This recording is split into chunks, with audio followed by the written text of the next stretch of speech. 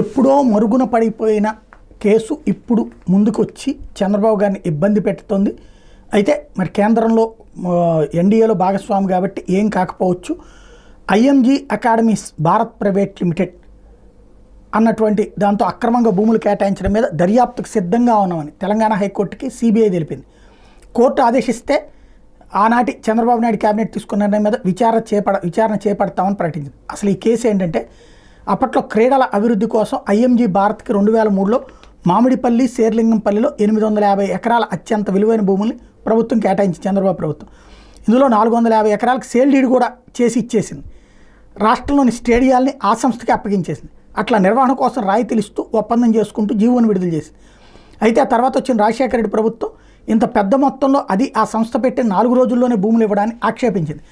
ఎలాంటి క్రెడిబిలిటీ లేని సంస్థకి స్టేడియాలు రైతులు ఇవ్వడం ప్రజాధనం దుర్వినియోగం కిందకే వస్తుందని భావించి ఒప్పందాన్ని జీవోని రద్దు చేసింది. దీని మీద బిల్లీరావు హైకోర్టులో పిటిషన్ వేస్తే వైఎస్ఆర్ ప్రభుత్వ నిర్ణయాన్ని న్యాయస్థానం సమర్థించింది. ఆ భూముల్ని స్వాధీనం చేసుకోవాలని 2024 మార్చిలో ప్రభుత్వాన్ని ఆదేశించింది. అయితే ఇదే అంశం మీద సిబిఐ దర్యాప్తు కోరుతూ పలు పిల్స్ దాఖలైతే వాటి మీద విచారణ కొనసాగుతోంది. ఈ నేపథ్యంలో సిబిఐ తరపున అడిషనల్ సోలిసిటర్ జనరల్ నరసింహశర్మ వాదనలు వినిపిస్తూ కోర్టు ఆదేశిస్తే దర్యాప్తు చేపట్టేందుకు సిద్ధంగా సిబిఐ ఉంది.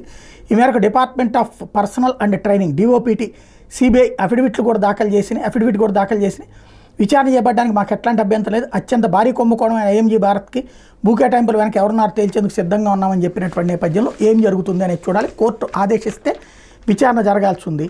అక్కడ అదేం చెప్పారంటే, ఐఎన్జీ అనేటువంటిది స్పోర్ట్స్ సంస్థ పెద్దది కాబట్టి ఆ సంస్థకి భూములు ఇచ్చామని ప్రజలకు చెప్పారు. తీరా చూస్తే అది ఐఎన్జీ భారత్ అన్నది అప్పటికప్పుడు పుట్టుకొచ్చినటువంటి సంస్థ.